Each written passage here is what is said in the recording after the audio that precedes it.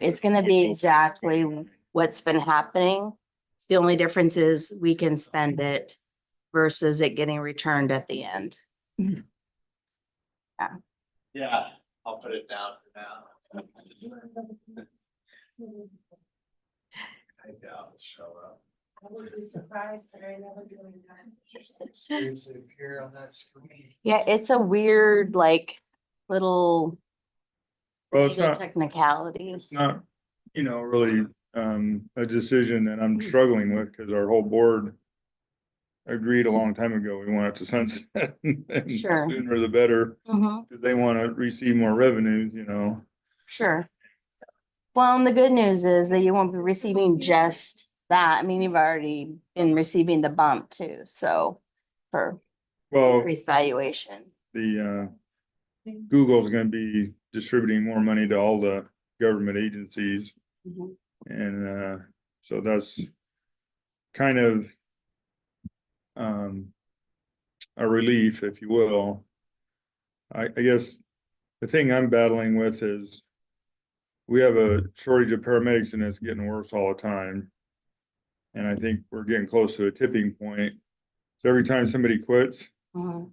the stress on the remaining paramedics increases and they can go anywhere because there's a shortage. Mhm. And so we're almost driving them out the door. So it's hard to recruit new ones to come in. And the information, the line I get from management is, well, there isn't enough money to raise their wages, which I think is just flat stubbornness, not factual that there isn't enough money, Mhm. but that's their position. Mhm. So You have to go with their position. I can't juggle the idea that there isn't enough money and yet the whole community thinks we got plenty of money, And we will have more money in the future, but I don't really wanna have a downward slide until that money starts coming in, Sure. So, both can't be true, that we don't have enough money or that we have plenty of money. Maybe somewhere in between. Yeah, well, there's always people on both sides of that is what Yeah, I find, So, yeah. Hmm. Well, when we get the information back from the consultant, we can ask some of those questions, like when exactly does the money go back? Is it held until the very end and given back in a lump? Can we stop collecting it? I mean, I don't know what those legal technicalities are. I'd like to see us finish out strong with the urban renewal because I think since you've been on the board, we've done a lot of things differently and we haven't had as many, I'll call them snafus, but that's a way understatement. Well, and I kind of get the feeling that some of the people here would be in favor of if they could carve out the money to go to fire rescue, they would, but it doesn't work that way. So why discuss it? That's, we're all in the boat together and I get that too, but I got some here. This is Elaine. I just want to remind you, you're on a live mic there. So if you don't want everyone to hear what you're saying, I don't know if anybody else is in the meeting but me. That's pretty much it. It's lost though. It's not recording. It's not private. We're Okay. okay. It's a public meeting, but thank you for pointing that out. I Yes. appreciate that. Mm. Hello, Walter. Hello, Darcy. Hello, Paula. Hello, Josh. It's one assigned to see.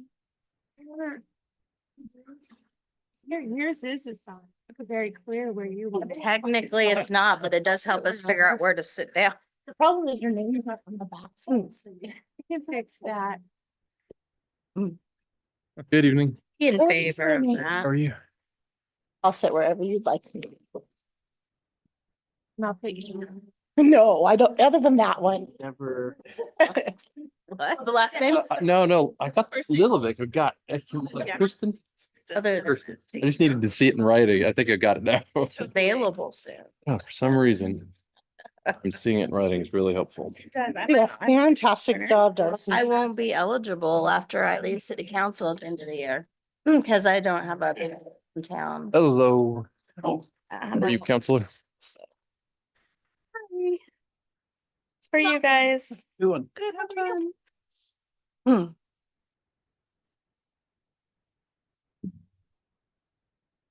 Hi.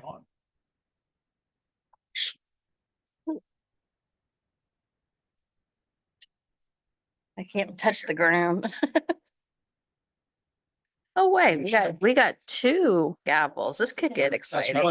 One for each hand. And one for him in case he doesn't like what I'm doing. That's for the. And overrule me. That's what I do.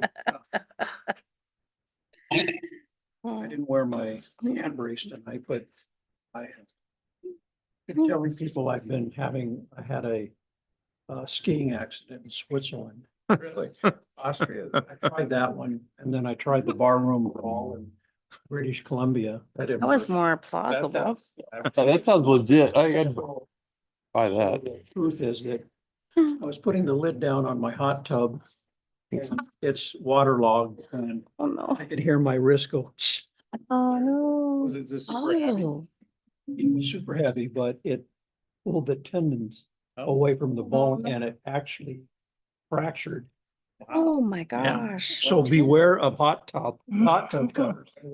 That was. I had no 2 idea weeks they're so ago. dangerous. What did they do with it? Well, I was in a splint, but I just took it off, and I couldn't move my fingers. I couldn't do anything. It was just. Wow. Anyway, I'm back. So beware of hot tub covers. Noted. Okay. And actually caught his on fire. Ooh. Accident once. He Who- didn't who realize did? How flammable, a friend. Yeah.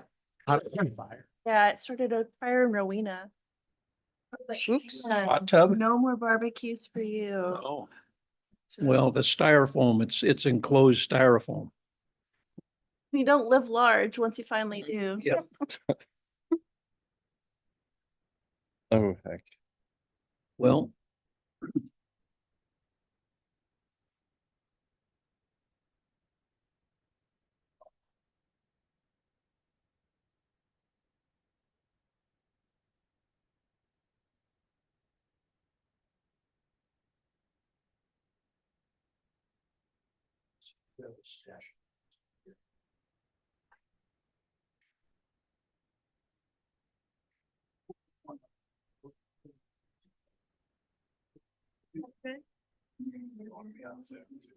No, that was an accident. He wants to be there twice. Yeah. No, it's nice. Oh. Yeah.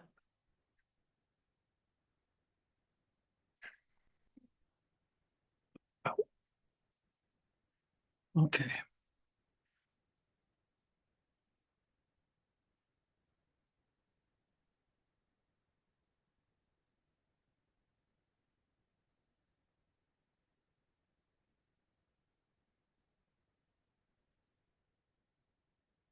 That's how you look fancy. See, it's deceptive because people think I'm drinking coffee up here, so I look more.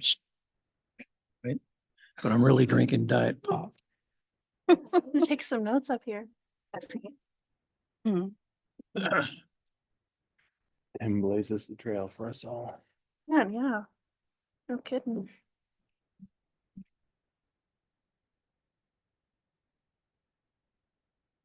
Oh,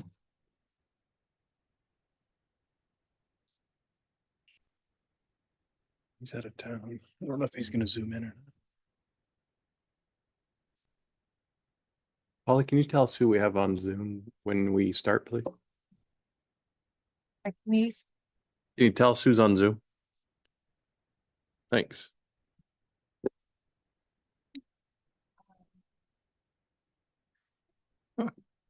City Attorney Kara.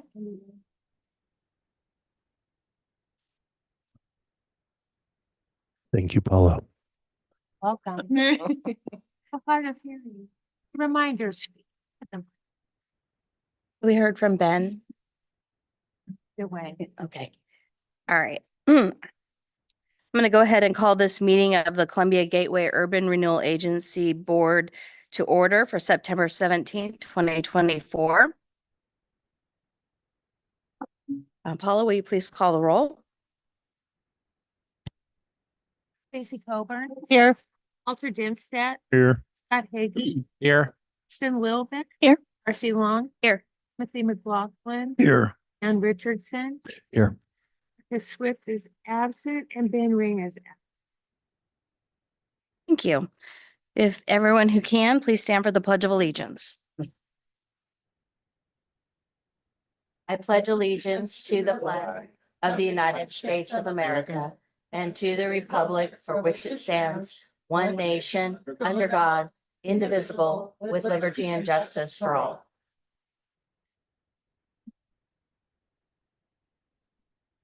Next item on the agenda is the approval of the agenda. I have a motion. I'll move approval of the agenda as presented. Stacy, I'll second. and seconded by Scott Hagee. All in favor of approving the agenda, say aye. Aye. Any opposed? Great. Agenda is approved. Next, we have the approval of the minutes from our August 20th, 2024 meeting. Were there any corrections or updates?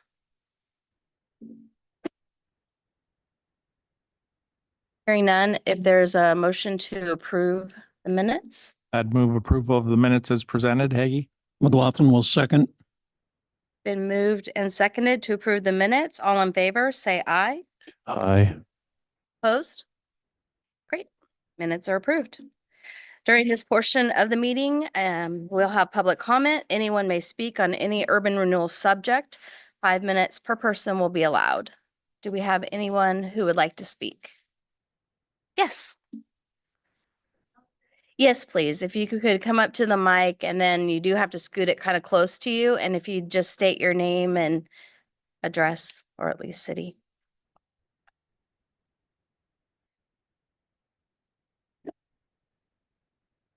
I'm Janet Meter, 911 East 7th Street, in the Dalles. And I want to thank Josh. He did give me the budget for the Salt Commons. But I did have still some questions, and I'd like to know how many people you notified that you were planning to spend $2 million to build the Basalt Commons, and how did you notify them?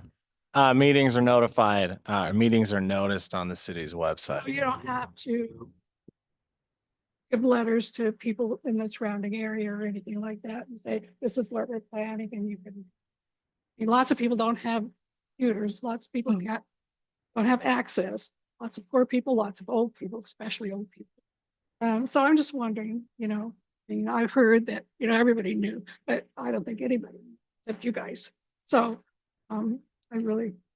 Yeah, it's not typical to all of our all of our notices. They go to, they're posted on the city's website, and we also have a media list that we send all of our meeting notices out to, as consistent with what city council does as well. But aren't you supposed to notify the people in the surrounding area, i.e. businesses? No, in land use, if it was a land use application, it would. Land use applications require noticing of property owners, but in a case, it's a urban renewal, so we wouldn't follow those land use. Use though, isn't it? The use itself is a land, it's a planning type of thing, but this is more the financial aspect of it. But there will be land use notifications when and if they go through the process, correct? Yeah, and that process actually just completed. They're actually still in like a 21-day window for LUBA for the conditional use permit for the height, but the rest of it has made it through the process. So those kind of notifications were made to the surrounding property owners. Yep, exactly. Okay, and sorry, I have more questions. I'd like to have a piece of the pie budget from you on how much urban renewal takes from each city department. And I'd like to have that in dollars, not percentages. I believe just by chance, I was looking and didn't have time to look up my own property tax statement today, but I believe it's on the property tax bills we get. Department? We don't get it from each city department. We get it from each taxing agency or taxing district. Yeah. Which is a department. No, it's a separate local government agency. taking money from, say, city water. No, Public works, or, Hmm. no. so where's it coming from? Each of the taxing districts, how many are there? 11, At the 10? Put in a John little bit. said better, but at the time the district was formed, they froze the property taxes where it was, and any increase after that is set aside to be spent on urban renewal for the period. I see. So in- this is why our taxes keep going up. No, actually, an No, that's increase, just- urban renewal taxes or urban renewal has no impact on an individual taxpayer. It is urban renewal, but this is very confused. No, so, okay, so urban renewal, so there's an adopted urban renewal budget every year. So within, it's separate from the city's budget. And so in that urban renewal budget, there is a line item for administration. And in that line item for administration, if you're getting to the point of departments, within that, every time a staff person spends an hour of urban renewal time, urban renewal, we clock our hours of 1 hour, and then that gets compensated by the urban renewal agency, compensates the city for that 1 hour of time. So as far as what departments that are potentially impacted, the city attorney's office, the finance department, and then the community development department. So these are three departments that are that staff time is compensated by the city. When someone says taxing district, there's a Parks and Recreation district. There's a fire district. It's all kinds of districts. There's, yeah. I And so those are not, understood in the beginning of urban renewal, which was ago or whatever. but those, And it was going to be from all of those entities. those districts aren't directly under the control of the city. And you could argue the city loses some money going into urban renewal also, but you know, this is mostly stuff that benefits the city, but it has to be within the boundaries of the improvement area. Where are you getting all the money? Well, that's what I'm saying is some of the money from Mid-Columbia Fire and Rescue funds urban renewal. Yeah. And that seems like what you're asking. We can get a breakdown of the different taxing districts. Yeah. That was recently completed in a financial report that we did maybe a month or two ago. And that breaks it down by the district. I thought in your question, you'd mentioned the different departments. So I was specifying the different departments within the city that are compensated. But yes, we can easily provide a breakdown, and we produce one every single year. It's required by state law. And the amount, not the percentage. There'd be both on there. Yeah. So we spent approximately $2 million on the commons. And so I'm assuming that maybe urban renewal probably doesn't do this, but on the SDCs, so we spent that much money on SDCs. So the complex of my thinking is, so why do we have such huge $10,000 a unit to build something, and then we pay for it? So the system development charges are charged to every development because that's the impact. Those are the costs of the impact of a proposed development. So Oh, why do we pay for it? yeah, so the agency, so that the urban renewal agency is separate from the city of the Dalles. So the urban renewal agency pays the city as well as the parks department to cover those costs. And why? The big why is an incentivize residential development downtown. That's the primary goal of the system development charge grant with the incentive program. So anybody that wants to build something downtown could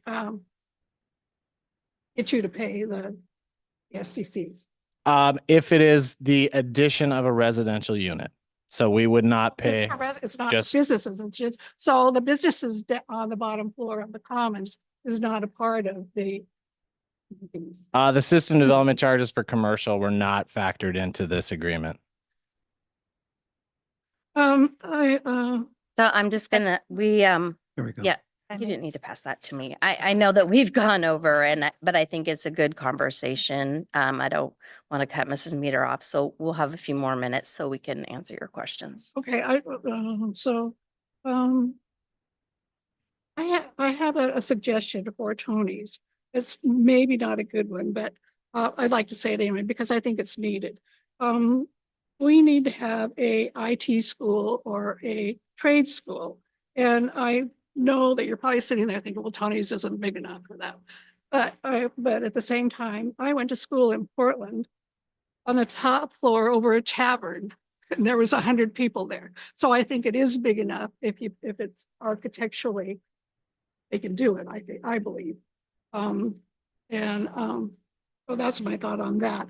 Plus, that would if we had some sort of school there, that would benefit downtown, the core. It would also probably benefit the Basalt Commons. Maybe somebody lived there, and like the other building down here, and that we did, and nobody lives there. We have one business there. So maybe, that would encourage students to live there. I don't know, but anyway, that's Thank you. with that. The other part, the part that you're going to do on Federal Street, which I think is a fine idea. I was thinking that maybe some kind of an amphitheater or some kind of water park. And again, they have lots of little water parks where, water's spouting up into music or whatever. And, the dogs can come play in it, the kids can come play in it. It's really kind of wholesome. And that's my thought on that. And that's all I have to say. Thank you. Thank you. Thank you. Yes, appreciate you coming. And if you want me to follow up with you, you can leave Paula your phone number or your email and I'll call you, or mine's on the website. Okay, is there anyone else who would like to speak? Maybe anyone online? Nope. Next, we're on number 7, our discussion item, the substantial amendment and plan update and next steps. Director Chandler. Great, thank you. Good evening, Chair Long, members of the board. I'm joined via Zoom with Elaine Howard joins us this evening. We gave Dan the night off. He's over in Scotland, so I think a 1 a.m. or 2 a.m. meeting probably wouldn't be fun for anybody. That's no excuse. Yeah. Would you Sent check- me an email this morning and asked, and I was like, yeah. Would you check your mic and see that it's turned on? Yeah. Okay. Oh, okay. I'll talk a little bit louder There you just go, in just case. perfect. All right. Well, thanks again. So as we've discussed, leading up to this is, we're going to discuss this evening the substantial amendment for the plan, the urban renewal plan update. So over this last few months, we have been updating the urban renewal plan. And in that process, we have identified the agency's spending authority, which is called maximum indebtedness. So that is a figure of $2.2 million. So that is the $2.2 million of spending authority that the agency is able to put towards projects. This information reflects different expenditures and commitments that have been made by the agency since July 1st of 2023. And as we've discussed, this amount is not sufficient to cover the anticipated cost of the First Street project, nor multiple district-wide property rehabilitation grants, including the incentive program, which staff have deferred pending resolution of this fiscal challenge that we're in. I'll be referring to property rehabilitation grants throughout this report.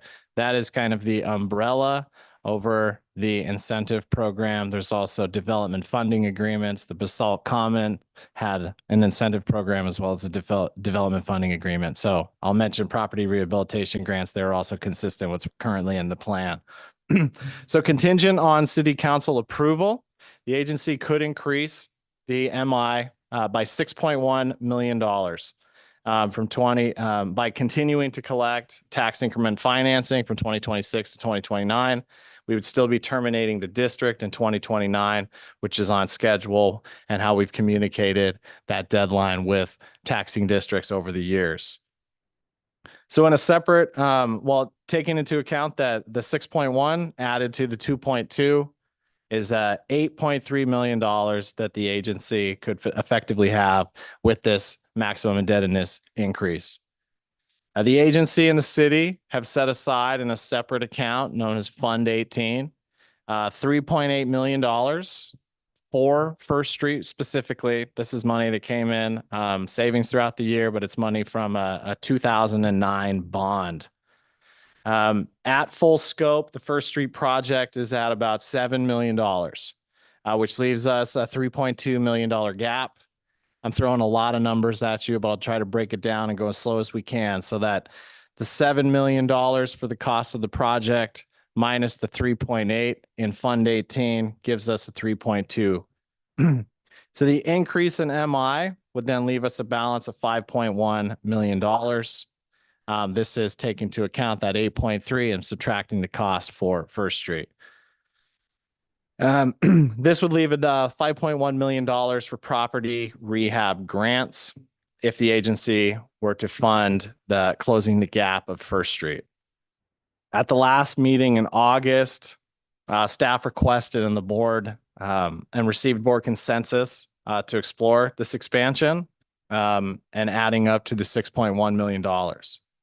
This increase does require city council approval, and such a decision would in turn take the form of a substantial amendment. So what we've been discussing over these past few months is these minor changes here and there to the plan.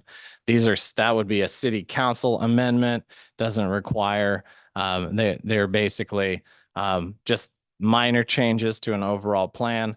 And then city council, a substantial amendment is the overarching biggest change that you can make to an urban renewal plan.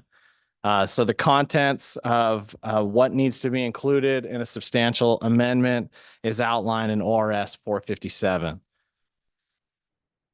So this substantial amendment would include a specific list of projects that the city could take on with this expansion of MI. One of these projects would be the First Street project, although it's currently listed, referenced at least in the plan. It would be a standout project with this substantial amendment. As noted above, the expansion of MI would provide at least $5.1 million for property rehab grants. And this balance could change depending on the city's contribution to the First Street project overall. So at the time of this report, staff has identified 12 downtown private projects with sufficient detail. Those are included on attachment 2. And these justify what we believe to be the nexus for increasing MI. 3 of these projects have actually been requested over the past 6 months and are currently postponed. So there are some projects that are awaiting agency approval, agency assistance to move forward, but they are currently on hold until we iron out this fiscal challenge that we have. Earlier this year, staff did present some proposed modifications to the incentive program. And in the event that MI were to increase, we would bring those in front of the board again to have that mechanism to fund these different property rehab projects. These amendments would include increasing the maximum commercial grant amount. Currently, that is capped at $50,000. It would also be establishing a residential grant option, requiring some performance assurance for the completion of larger projects. Also, revisiting the idea of an earlier agency practice of allowing roof repairs and project loans. So these are all suggestions that have come about in conversations that we've had throughout the community regarding the incentive program since it was launched in 2022. So the next steps moving forward with the substantial amendment would be to consult and confer. This is a process where we would be meeting with all taxing districts. We provide them with the information, what we are intending on doing. I'm sure everybody has chatted with Dan over the last couple of weeks on this process. So we are making it well aware of what our intention is here. October 15th would be the next agency board meeting. At that time, we would be presenting the initial draft of this substantial amendment and the report for your review. Formal consult and confer letters would be sent out after that to all of our taxing districts. At that board meeting, the board would consider this draft and a resolution to support this expansion. That resolution would then be presented to City Council at a later date. The property rehab grant budgets will be preliminary estimates at this time, and we would invite additional projects from property owners within the district. So the list that we provided you on attachment 2, this is the list that we have. Part of this process would be if we are moving forward with presenting substantial amendment to City Council, we want to make sure that these projects, they tighten up their overall costs. We want to go into, we will have in the substantial amendment and the report, we will have finalized numbers to move forward with. So there's a little bit of fluidity in these numbers here. We need to make sure that those are tightened up. So on November 7th, we would be presenting this information to the City Council, to the Planning Commission. And they would be reviewing the substantial amendment to concur with, to make sure that it aligns with the comprehensive plan. And this provides, this date might adjust slightly, but this is an early November deadline for those property rehab projects, as I just mentioned. At the November Urban Renewal meeting on the 19th, the board would approve, or we would review this updated project list after we bring in all these numbers, and the revised proposed budgets would then be provided in the substantial amendment report. December 9th, we are targeting as the date in which we would bring this substantial amendment in front of City Council for consideration. So it's this substantial amendment included with the report and an ordinance to expand MI. Included in all of that, of course, would be that finalized report of projects, a list of projects. And then January 13th is an optional City Council meeting that we want to keep in mind in the event that City Council would like to deliberate further on this rather large topic. We do not have a second meeting in December, so we would be flagging January 13th as a potential second meeting.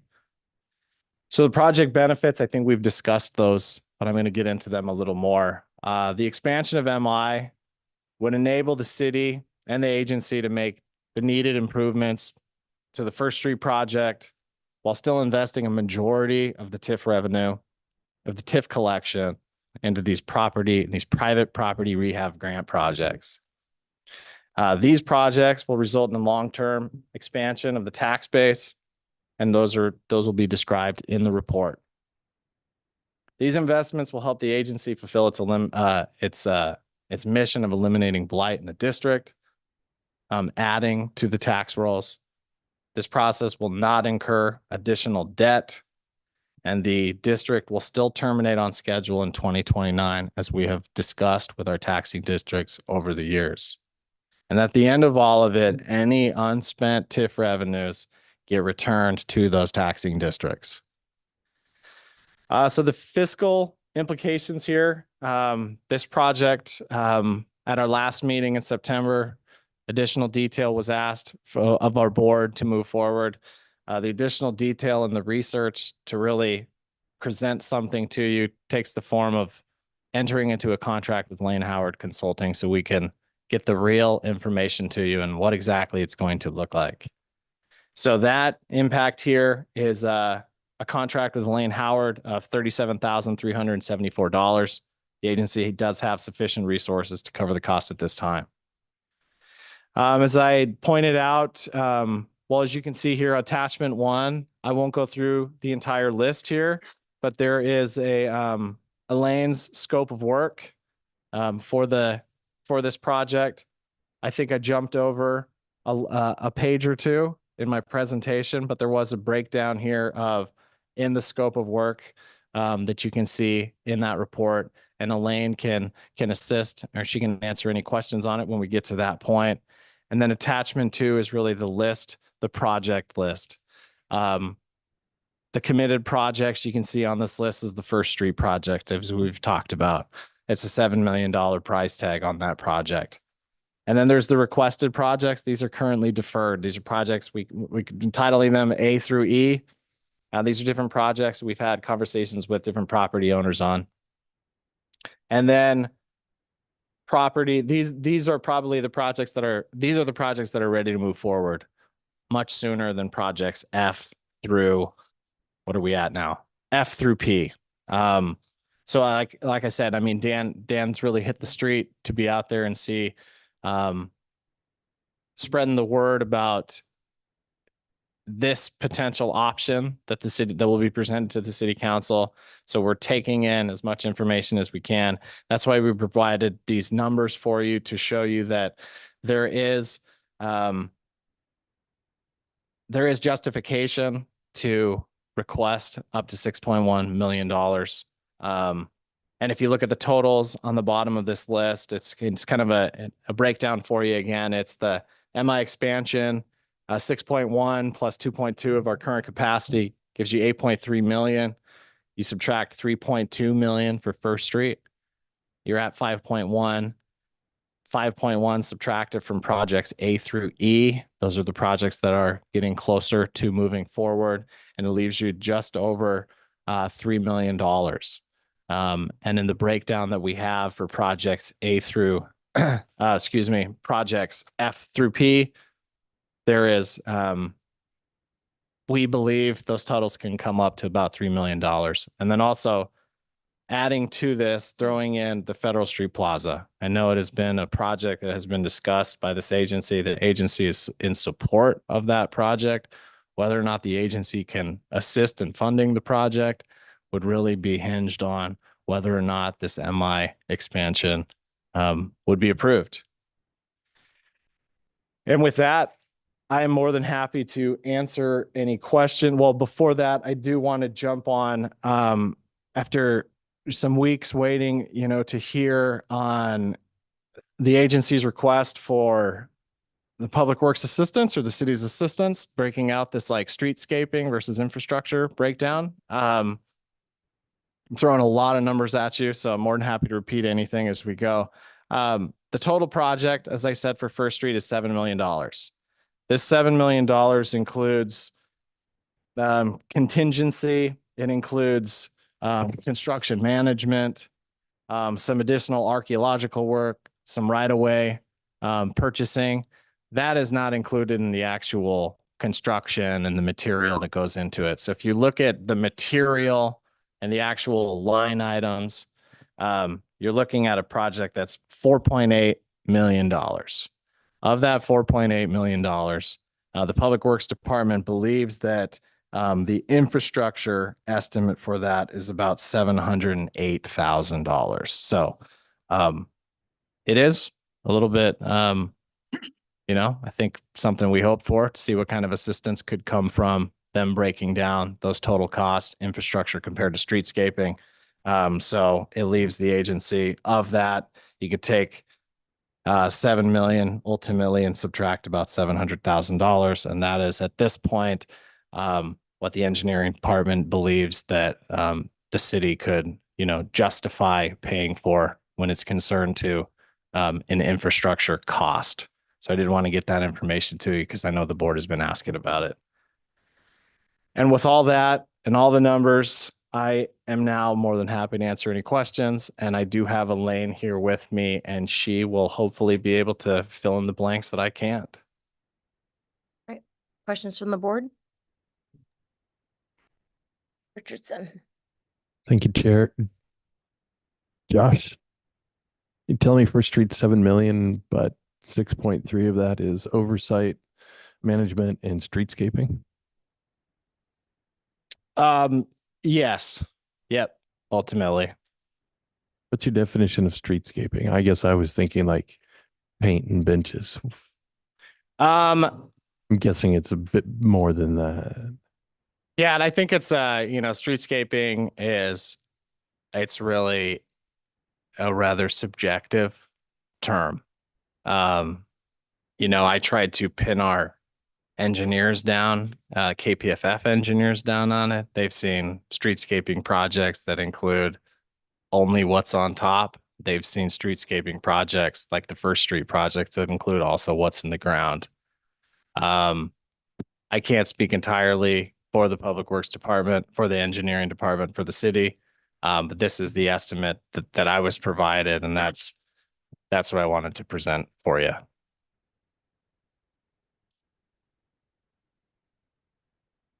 Follow up? Thank you. I accept that, but I feel like we probably need a separate discussion on First Street at some point that really digs in, so to speak, on the costs and who's expecting to pay what, urban renewal and city. Um, I guess that's maybe not immediately critical, but it's something we really need to sort of nail down. Following up on the MI question, do we have a deadline or an expected time frame for getting comments from the other taxing authorities, taxing districts? 45 days. This Yeah, and is to the point. Elaine. Oh, It- go for it, Elaine. This is Elaine. That 45 days is from the date that we give them the formal notification. So that would be after that meeting in November. And Dan, or in October, I'm sorry, and Dan has already started talking, I know, with people informally. So that 45 days by statute actually runs from, it'll run, we'll get those formal letters out after October 15th, so probably October 16th. And Elaine, clarification, and thank you for that. And then that is when we would also be sending out the massive mail out to the community. Correct? Yeah, well, that might happen. That massive mail out to the community has to be done before the city council meeting, and that's not until December. So Okay. that would probably be done in mid-November. Just if you send it too early, people forget about it. Okay. So it's probably better to send that sometime mid-November so that it's just a couple of weeks ahead of the actual meeting. Okay. And when we say the massive mail out, this is Paula is working through the addresses right now. But this would be every single property owner within the city of the Dalles will receive a notice. So it's I think we're looking at 6,500 addresses at the moment.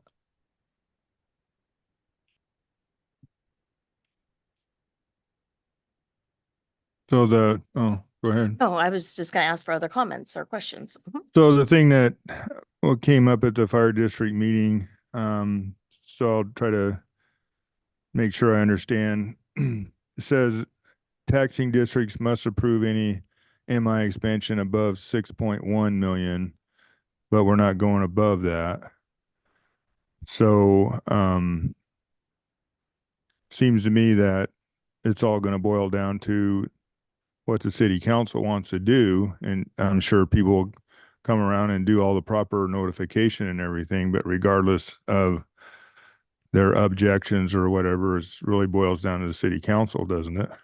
The ultimate decision is city council. However, what will memorialize this will be the adoption of a resolution, the signing of a resolution from the agency, when then would move on to city council. And city council will inevitably take in the comments and see how the agency feels about this. You know, it's that's a decision that would, you know, like I said, ultimately up to city council, but I think they will want to see how each of the taxing districts and their representatives, or at least their representatives, are voting for this decision. This is Elaine. May I jump in here also? Yep. So the city council is required to accept, reject, or modify any written recommendation from any taxing district. So if the fire district sent a written letter to the city council after that, during that 45-day period, the city council has to formally address whatever that written recommendation is as they consider their ordinance for adoption. Great. Good to know. But the other thing, I had a discussion before the meeting that helped a little bit. From what I understand is the amount of money that the fire district has not been available to them, if this all goes through, is going to be the same. It's just going to go clear to 29, which is what they anticipated would happen, because that's what they were told. There's not going to be any increase in the amount of money that they're not gonna receive, it just says it's gonna sunset early because all the money was spent faster than anticipated. Am I correct? Yeah, ultimately, you'll see a little bit of fluctuation here and there depending on the TIF collection that throughout. But yeah, that is one of the reasons we definitely, one of the points we definitely wanted to point out here was that, you know, when we were going into this process, it was something that we wanted to be very clear that at least when I came on with the city, 2029 is when the district was going to sunset. So we wanted to, what we found in the messaging here was that that 2029 date will not change from this. We only found in doing our fiscal analysis this last year that we could in fact terminate the district sooner. So as far as 2026, an early termination, that's all relatively new information. Well, and I think it's important to remember that all along, because of the accounting error or whatever we're gonna call it, we thought we had all of this money to spend and we've been budgeting that way. And then we found out about the technicality of the maximum indebtedness. So this step just takes us back to what we all thought that we had the ability to spend in the first place. Correct. Yes. And with that, you know, it was First Street wouldn't have been an issue.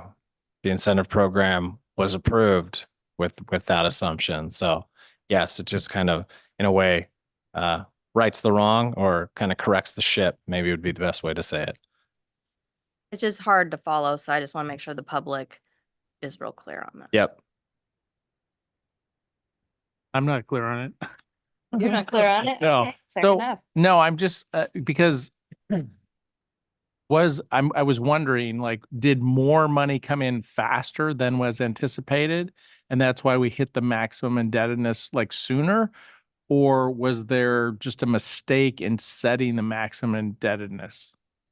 It's like I've heard Darcy talk about an accounting something, and I don't understand what that is and how that relates to this. Yeah, it was an accounting error. Okay, what does that I'll be mean? blunt. It's there was an error in a spreadsheet being used, a wrong calculation, ultimately. So did that set the maximum indebtedness too low relative to the number of years or something? It was we believed we had more money than we really did. And then in analyzing it further, we realized the number was much less. So it didn't necessarily, it didn't move that MI. It was just once we corrected it, we found out what the actual MI was. Okay. So at the beginning or when the district was reauthorized, like whenever it was 10 years ago or less than 10 years ago, was a maximum indebtedness number set at that point? Is that something that happened back then? It would have happened, correct, 2009, correct, Elaine? Well, in 2009, I actually worked on that amendment that increased the maximum indebtedness. So at that time, the maximum indebtedness was increased, and I have not been involved in the maximum indebtedness reconciliation, but I think what happened from that point is maybe it was not tracked correctly. How much was maximum indebtedness is a really hard thing to understand and hard for finance directors to figure out on what gets subtracted from it and what doesn't. And I think that someplace between 2009 and now, that accounting of the maximum indebtedness was not accounted for correctly. Is that correct, Josh? Ultimately, yes.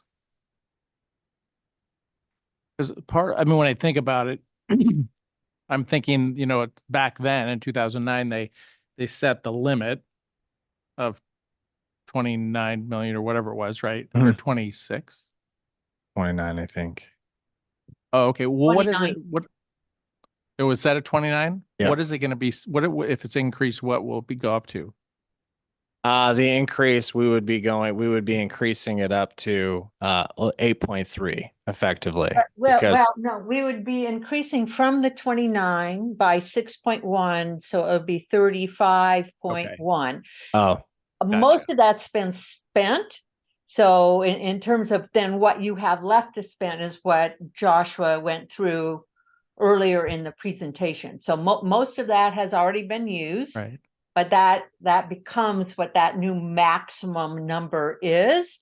And then you have your residual authority of what's left to spend, which is what Joshua detailed in the 8.3, Yep. 8.3, yeah. Kind of the way that I feel that it kind of occurred was they were spending money that they thought they had, so they spent it faster. And they didn't mean to spend it so fast that it would possibly cause an early sunset. But No, I that's don't think that's no, correct. I no. think what happened, I've been on this is my almost 7.5 years. At some point, the maximum indebtedness, somebody sort of dropped that as a thing that they had to think about. And so what they were doing is they were projecting how much taxes were going to be collected. And we thought that's how much we had to spend. And so then it turned out that that's not true. It had to do with the maximum indebtedness, but we didn't understand that there was a second number. So we were projecting out in the budgeting every year that it was how much we were projecting we were going to collect. We could spend what we Right. could We spend, thought we what could those spend. dollars were through 2009 that we would be collecting. Somehow we're Right. spending the original goal or numbers. Somehow it all got spent. So now we need another 6.1 million if we're going to go to 2029, which was the calendar date that it had to sunset. And if we don't get the 6 million somehow, it's going to sunset early, which would reduce projects. First Street would not get done and all that kind of stuff. Yeah, it's just interesting. It seems like more money was collected faster to get us up to that 29 than it was anticipated. It seems like that's got to be what happened. Because obviously, they did the calculation back in 2009 and said that we're going to collect a certain amount of money every year, and that was their forecast. And then we will, by the time we hit 2029, we will be at that 29 million or whatever. Now we've hit it sooner, which to me says more money was collected faster. But And I don't know if that's true or not, but it had to be the case. But I think Dan, I mean, it's too bad Dan's not here because I think he's gone through that. There was a difference, and Elaine's better than I am, but there's a difference between what was collected and the maximum indebtedness is more about what was spent on certain categories, right, Elaine? Yes. And some categories count as maximum indebtedness, count Yeah. towards maximum indebtedness and not like internal stuff. Maybe, I don't remember what all the details were, but I think it's really more about what was spent, not what was Category. collected. And I think we were counting, we were saying, oh, we have this much left to collect, so we must be good. But it's really what was, and I think Dan kind of went through that a while back. Yeah. But it was But- with a lot of other information. In 2019, the legislature changed part of the statute. And one of the things that they changed is in those annual reports that you have to do every year, you had to state how much maximum indebtedness you used and how Yeah. much was remaining. So when we started asking that question, I've done your annual report for many years. When we started asking that question, not just to your agency, but to many agencies across the state, they said, oh, maximum indebtedness, gosh, what is that? And how are we supposed to track that?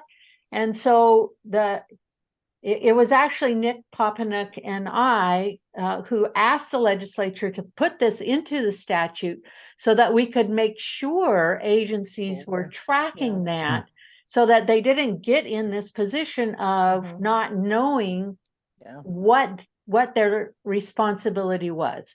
And so the good thing is you didn't spend more money than you were authorized to spend.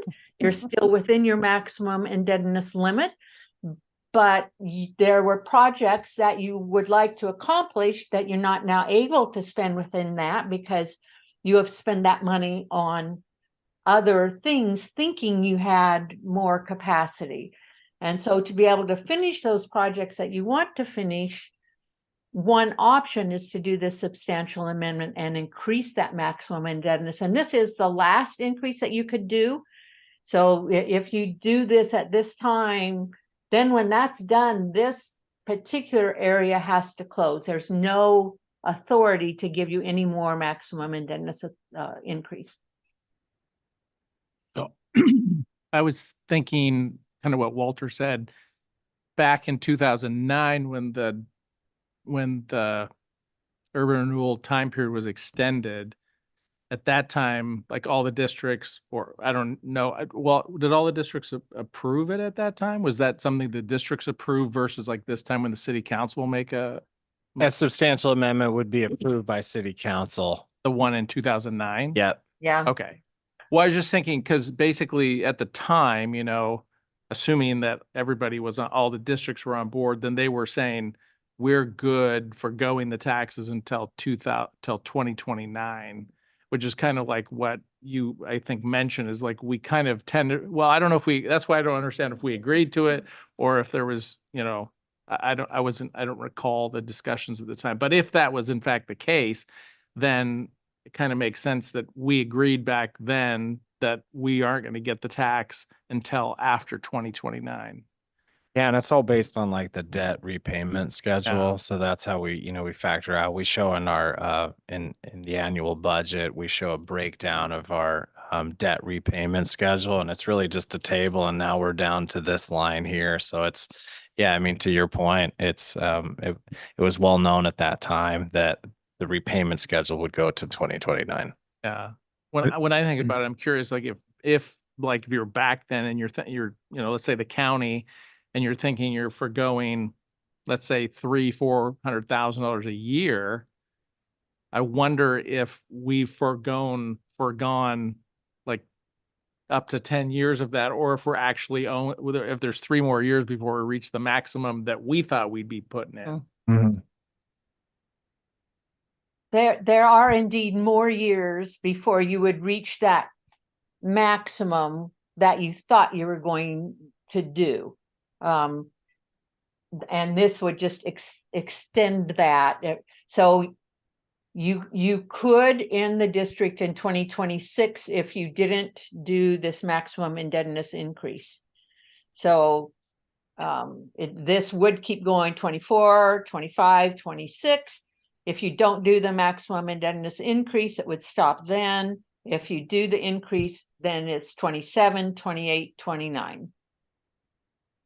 I think from what I gather, the fire district never was real thrilled about any of this, but they didn't have enough muscle to stop it. So they've been paying like everybody else, which is fair. And they've been thinking it's going to keep going until 2029, when there was a possibility they were going to get more money because it was going to sunset. They're like, yeah, we're for that. But I kind of warned them. I think that it's probably going to happen, that it's going to continue to, but I actually thought there was going to be an additional amount of money that they were going to forego. And I think that they're going to, and maybe they understood, but more of the people on the board understood better than I did, that it's the same amount. But yeah, they voted and they're holding strong on it. They want it to sunset, the sooner the better. But I think I warned them that it's not going to. There's going to have to keep paying until 2029 unless something weird happens. But that's what they expected to do. So may I jump in here again, because Yes, I want to Elaine. make clear. We all had thought this was going to go to 2029, and that there were certain impacts based on that $29 million of maximum indebtedness. Since you're proposing to increase the maximum indebtedness by a little over $6 million, there will be additional impacts, because that $6 million has to come from all those taxing districts. So the time frame's the same, but that $6 million is an additional amount of money that will come from the fire district, from the city, from the county. So that in essence, it is an increase in the amount of money the fire district is going to have to pay in terms of real dollars, but in terms of their thinking, well, this is going to go to 2029, it's not a duration increase. And that's a little hard to follow, but I don't want us to say there's no new fiscal impact, because there is. That $6.1 million has to come from somebody, and it comes from all the taxing districts. Well, and my understanding is, for the past, and it varies a little bit, but it's been about $250,000 that the fire district forgoes. And so I guess not that they would be able to stop it regardless of the amount, but it might be nice if we could tell them instead of $250,000, it's going to be closer to $500,000. We will be able to tell them exactly, and by each year. So yeah, we'll be able to do that in our report. Sure, Hagee. So that's why I go back to this. What I brought up earlier was, it seems like to me, if you go back to 2009, you look at whatever documents were created there, I'm assuming that it showed a forecast of kind of what would be forgone from each district over that 10-year period. And it seems to me like, and then they set the maximum debt and that limit. And it seems to me like for some reason they've been more money has been collected, right, like than they anticipated. Maybe, I don't know, because it's like there's got to be something in there like that, because it didn't happen how it was anticipated. Right. That's and exactly if in fact, right. You're exactly right. Okay. And I've got both of those reports up on my computer, and I can kind of give you an estimate. So last year, let's just talk about the fire district. Last year, the fire district contributed about $208,000 to the urban renewal. So that was in 22-23. And in the this report, they didn't break it out by year. But I'm sorry, the ones I do now, we break it out by every year. This just put in total amounts, so I can't compare year to year. But you're right, that the only way it doesn't continue going to 2029 is if you get more money in. So the tax receipts were a little higher than what were projected in 2009. So you're absolutely right. That's the reality of why you could close it down earlier. Stacey, did you? Yeah, the only thing I was gonna say was, I appreciate, and I know there's a list of things that we've been talking about that need to be done, and there's First Street. I guess in the back of my mind, I question doing projects just to do projects, and I realize we may need to come up with a list of items.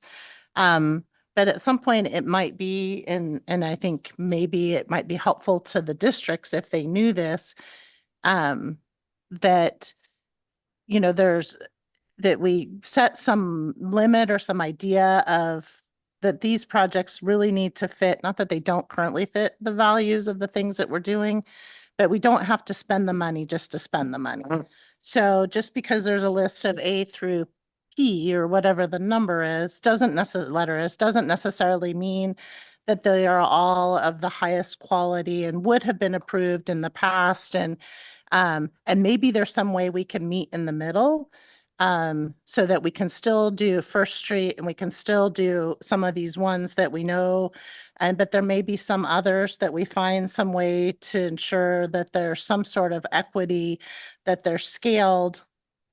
But at the end of the day, we say we've accomplished, and frankly, you all can't do, I mean, there's a lot of stuff that has to get done to get all of these things through, and they have to get approved, and there's a finite amount of time, and just like any other budgeting process, I can plan capital budgets all day long, but my staff only has so much time to get them done.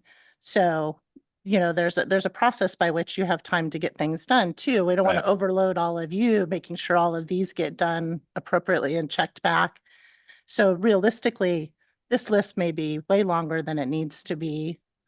And maybe we need to find high quality, best bang for our buck that meets the things that we need to get accomplished. And then at the end of the day, if we don't spend all of the 6.1, then it stops and it goes back to the taxing district. Well, And it's, yeah. Oh, go In for it. some ways, the board, fire district board is in favor of things that do cause the tax base to increase someday. Absolutely, right? The First Street project does not. So there's that. But there's also, this just keeps coming back into my brain, 150-year-old water main under First Street, and I think that ought to be dug up right now. I can't get over that. It isn't going to increase the tax base, but it needs to happen. The city wants urban renewal to take care of it. So, and we could probably do that either way. This increase of 6.1 million, whether it happens or not, that needs to be done. But yeah, the list of projects like the Sigmund's Flower building and stuff, theoretically that will someday cause more taxes. The thing that I guess maybe I'm short-sighted, I'm not really too worried about what happens in 2029.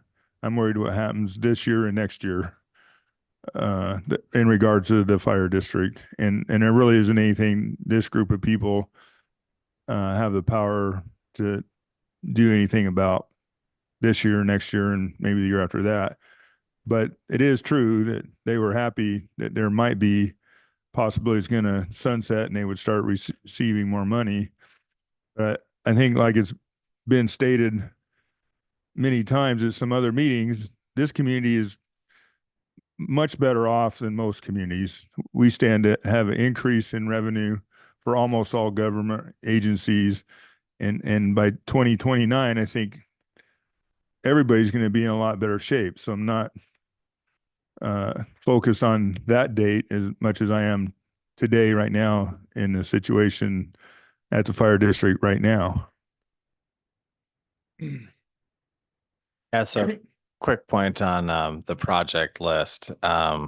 There will be some specificity removed from the final list. This was really, we put this together just to show the potential need. I know it was requested, you know, when Dan was meeting with some people, you know, it was requested to get more specificity than of us just saying, we need $6 million, you know, no questions asked. So that's why this is here. And, you know, it gets, and it's also goes to the point that a lot of these that are listed in here, especially, you know, projects F through P, these are numbers that do not show the property owner's commitment to these projects, you know, so this isn't, you know, the agency, there may be a project on here that's a $200,000 project. That doesn't mean the agency is putting $200,000 towards this project. So I have a question about, Project A has a loan request. So when that 1.45 million is paid back, does that go back to the taxing district then? Because we should be, I'm assuming we'd be sunsetted by then. Sure, I answered. So there could be program revenue that comes to the agency itself, the district. Elaine, could you, if Yes. if a loan comes in from a district and that district sunsets, the agency can still use the revenue that comes from that loan, correct? In the Correct. event that there is a separate district that is created. Right. It can use it in two ways. You can, and we work with many cities who have a downtown urban renewal area like yours to set up a revolving loan fund that you could continue to use in the future once the urban renewal area is closed out and you're no longer taking taxes. And that way you can continue helping your businesses. So that loan fund money that comes in is money that you're able then to use to, over the years, there are other businesses who are going to need improvements. So you can use it in that way. The statute also allows you, once that district ends, to transfer that money to be able to be used if you form a new district. And if you don't form a new district, you can transfer that money back to the city budget. It is not tax increment revenue anymore, so not tax revenue, so it doesn't go back to the taxing districts. It either, so program income either goes back to the original area, to another area, or then back to the city. Thank you. Any other questions? Yes. I had a question on First Street project a little bit, and I don't think you're going to have the information, but basically $7 million project.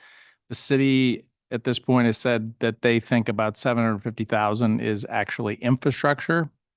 Yeah, I mean, 708. yeah. So my question would be like, it seems like a lot more would be, it'd be a lot more than 750,000, but I don't know.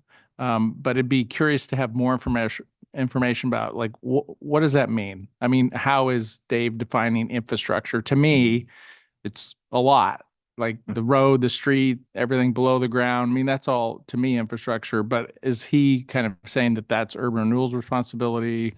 Even like the 150-year-old water line. I mean, that's clearly a city piece of infrastructure. So, I mean, I think it would be interesting I would like to know more information about how, that definition of infrastructure is put out, because I think the reason I would say that is because even if we go forward, even if we don't increase the index, I mean, we're still going to have this First Street thing in our hands, right? And I think we have 3.8 million set aside already for it, right? Correct. Okay. 3.8. So then what would we be discussing is how much more are we going to put in? Are we going to put all the rest that except the 750 or not? Because if we, like we said before, if we don't do the increase and we fund the full First Street project, that's it. Mhm. District's done, Yeah. That's the last project we'd be able to do. We wouldn't be able to fund, other projects that might increase the tax base. And that one is not going to increase the tax base, at least directly. And my thinking was that if it doesn't pass with a 6.1 million, that they could do a lot of First Street, but the beautification part would be sacrificed. And I understand most people on this board are here because they want their town to look nice. And I don't want to act like my priorities should trump other people's priorities. That's not true. Everybody has their right to have their own list of priorities. And it's just a character flaw. To me, practicality trumps beautification. But I do have my entire board saying, we want this thing to sunset. So that's where my vote will go. And you guys all know that. So. Commissioner Hagee, I'll be careful in the wording of my response here. There is some reluctance from the city, from the Public Works Department in paying for First Street.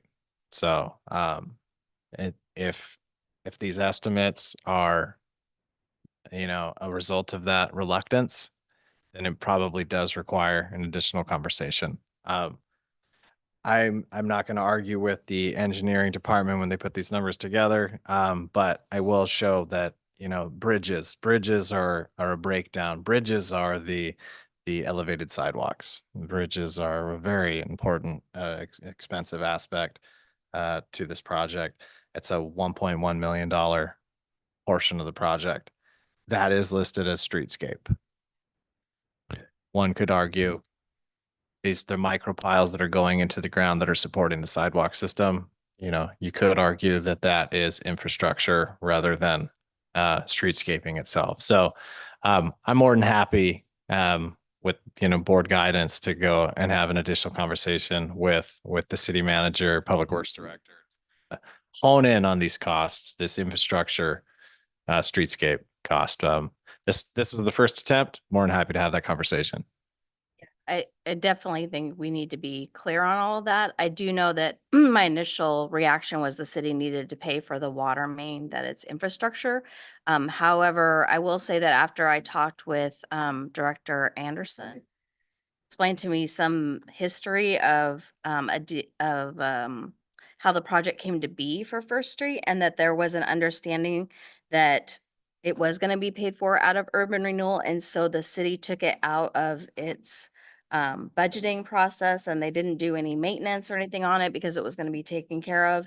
And then we'll have to ask him for sure, but my understanding is then the city paid for something else that it didn't necessarily need to sort of balance that out, but the city has already spent the equivalent money. So I would need to understand some of what that was. Yeah. That was the story I got from Anderson too. So we need additional information and follow up with the city manager and with Public Works, in my opinion. Chair Long, if I may. I feel that, and it sounds like others are feeling the same thing, that this conversation at some point needs to happen between city and urban renewal, and not just internal to staff, so that we keep pushing on you and you go back and say, well, okay, they're going to pay for the pilings now. I feel like we need to have some coherent attempt at this conversation. Yeah. And I don't have any particular dollar figure in mind or what have you for city versus urban renewal. I just feel like projects of a certain scale require extra clarity and coherence. And this one is big enough that we need to really understand. And I think all of us understand at the same time what we're paying for. Yeah. Yeah. And, you know, in Public Works defense and the city's defense on this, you know, you could probably argue that there's some other more important needs in the city's transportation system, you know, more important needs in the city's water system. So Absolutely. Yes. Understood and agreed. Yeah. We've had a lot of insight on the water system recently. That said, we need to know what the $7 million project is about and can conclude it successfully and like build this thing already. my push has been, you know, and I hate the idea of abandoning the project. I'll just say that. I'll go on record to say that. The staff has spent a countless amount of hours on this project. I meet with the engineers every single Wednesday. I meet with them to go over something or another. I was on the phone with them today. So it's just a constant, we're spending so much time and energy into this project. We need to see it happen, however we're going to do it. So I'm a proponent for the project, and however we can get there, I'm happy to assist in whatever way I can. I think we should have the city come on our next meeting. I think they should be on the agenda and we should be able to talk to them directly. Okay. We're definitely at that point because we Yeah, can't really I make agree our with- I agree decisions with without that. that information. Yes. And I wish I could provide more historical, but I came on in 2010 prior to this. So I have no knowledge about prior to when I became a council member. Can't help. It sounds like there is some kind of document that was created back when Urban Renewal agreed to do the First Street. Correct? Some kind of paperwork from back then. There's a lot of paperwork. I mean, ultimately it's an urban renewal project. Right. That has been, I mean, it's ultimately at the end of the day, it's a city of the Dalles contract with the engineering firm. Urban Renewal Yeah. basically pays for it. But it seems like the city's saying, you guys agreed to take this on. Now you don't want to. We don't have the funds allocated to do it because we weren't planning on having to. Right. And like the sidewalk that's going to go along Mill Creek behind Safeway and Stair, we've agreed to do that. We can't really back out of that. Yeah. And so we have obligations, and that's part of the indebtedness. We've said we're going to pay for this, we're going to pay for that, and boom, we ran out of money. Part of the confusion though, I think, Walter, was the project was completely different. Yeah. I mean, it was not even, it Wasn't wasn't to even that close effect. to what we're talking about here. It was an underpass under the railroad to get Yep. river That's what was access or the agreed park. to. That was First Street project. And that's when, I mean, when I was involved with this many years ago, that's what we had agreed to do. And the railroad And then said you're not. something happened between now and then to completely change the project. And it's Yeah. not clear to me why Urban Renewal would be like, yeah, let's rebuild roads. One and thing do I all was the-" told is the railroad said you're not building a tunnel underneath our railroad. Well, I think, You know? I don't know what happened. I do remember that we didn't meet some timelines and that we had to turn money back in. Do you remember any of those details?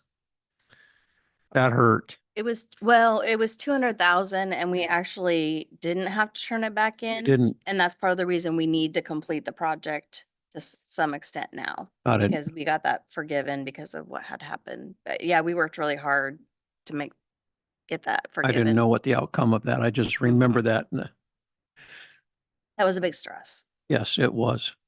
And I think, to add more confusion at the time that all this was happening, the city was the urban renewal agency. That is and true. So it was even murkier. It wasn't separate like it is now. I mean, there was an advisory board, but the city made all the decisions.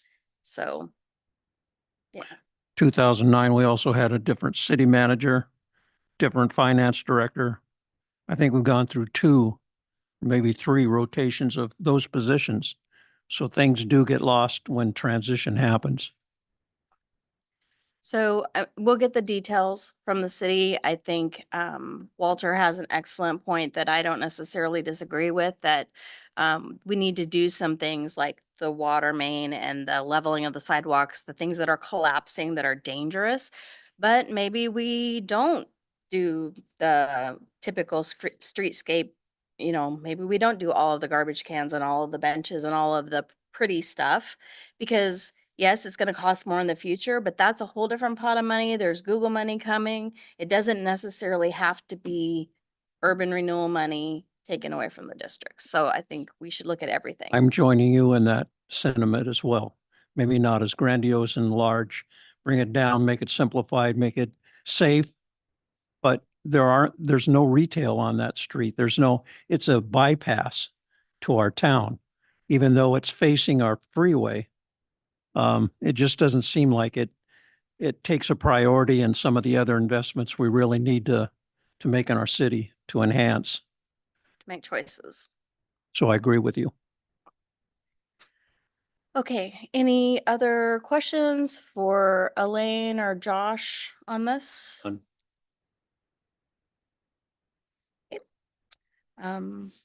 Is that, Thank you, Elaine. thank you. Thank you, Elaine. Yes, thank you. Look forward to seeing you next month. Okay, so item number 8 is board member comments and questions. Guess I'll just start at one end. Anything? Just very briefly, I'll say we, 3 of us on this board are also on the Federal Street Plaza Ad Hoc Committee that the city council authorized last week, and we've had our first official meeting, and we are underway. We're not starting from scratch. We do have some old concept plans we're looking at, and I'm happy to speak with people further about that, but we do have an ambitious or energetic time frame. We're hoping to get designs out here in the next, Kristen, is it 6 months?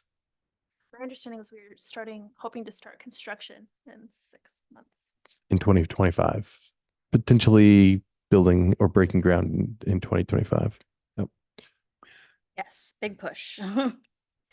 Airport Commission, many good things happening at the airport. A lot of activity, potential activity coming there. And in the future, I'll have some updates for you, but not at this time. Just to make you aware that things are progressing quickly. Okay. Kristen, did you have anything else to add? We kind of skipped over you. No, I don't think so. I think it was super helpful to hear all that information. I guess I do have a couple of questions that are maybe simple, maybe not. Just as a at-large community member, I think my question was, if we do not move forward with the increase of funds, none of that money goes directly back to the taxpayers. I just want to be clear on that, correct? It goes to the taxing districts. Yes. Okay. Yep. That was really important for me to kind of get into the record. Anything? I just, when Mr. Richardson brought up the federal thing, that there's a special committee and everything, I've tried to emphasize from a firefighter's perspective that whatever improvements are done there, that I would like there to be understanding of what the best position for our ladder truck is. So if there's some way that committee could request from the fire district to set up their ladder truck, take some pictures, so you guys would have an idea what area you want to leave clear for that piece of equipment. Yeah, I think we could do that, Walter. Thank you for that idea. Hopefully they'll cooperate. Okay, staff comments or project updates? Yeah, I'll try to be quick for us. The RFEI for the Tony's building was posted last Friday. Daily Journal of Commerce, as well as the city's website. Immediate interest, same day. We received a couple comments, a couple inquiries on it. So I say we're about averaging, 1 to 2 inquiries a day. So that's very positive. Some bigger firms too, some bigger firms in the Portland, Seattle area. So that's very exciting. The parking lot, staying back on First Street here, these parking lots, these darned parking lots. In dealing with the asphalt, the timing of the asphalt plant, as well as the timing of SHPO grants, we are actually not going to meet the goal that I had for resurfacing this year. So it's going to happen ultimately once the asphalt plant's open about April sometime. But it'll be good. We'll have the opportunity to get any comments back needed from SHPO. So, and then a couple maybe they're urban renewal related. The city has a housing production strategy that we're working through this year. So there will be an open house tomorrow here. It's going to be virtual. So it's actually going to be, the consultants are going to be virtual, but I'll be here. I think Paula might be here with me. I convinced her to. And then included with that is a survey that's actually out. And there's a survey just basically taking an overall poll of the city. And it's a housing related survey. There's something called a story map that you can follow on the website, and it kind of walks you through some different statistics, and it walks you through how to fill out this survey. I would encourage everybody to share that information. It's currently the pop-up that you see as soon as you go to the city's website. That is for the survey. So if you could share it we're trying to get as many comments in as we possibly can for that. So it is due, we extended the timeline on it. That is due October 4th. And then the last is another open house actually, and this open house is going to be September 30th. And that's going to be Monday, 2 Mondays from now, ultimately. And that is for a parking open house. So currently the city is working through a downtown parking assessment with a consultant. And that is work that has also been going at the same time as the housing production strategy. So we're going to be sharing our findings from the advisory committee groups at that open house on September 30th. So 5 to 7, encourage everybody to go. If you are a nerd about parking, it's pretty data heavy, but it's also some really good strategies and tools and techniques that the city can use and implement in the future. In the event we start to see parking issues, this gives us the opportunity to help mitigate those issues. So Should be a lot of public interest in that. Yeah. Feedback we're getting. Yeah, I would think so. So the consultant has been great to work with. So they will definitely put on a good open house. And that's about it for me. And I'm happy to answer any questions. Okay, All right. so gonna adjourn the meeting. Thank you.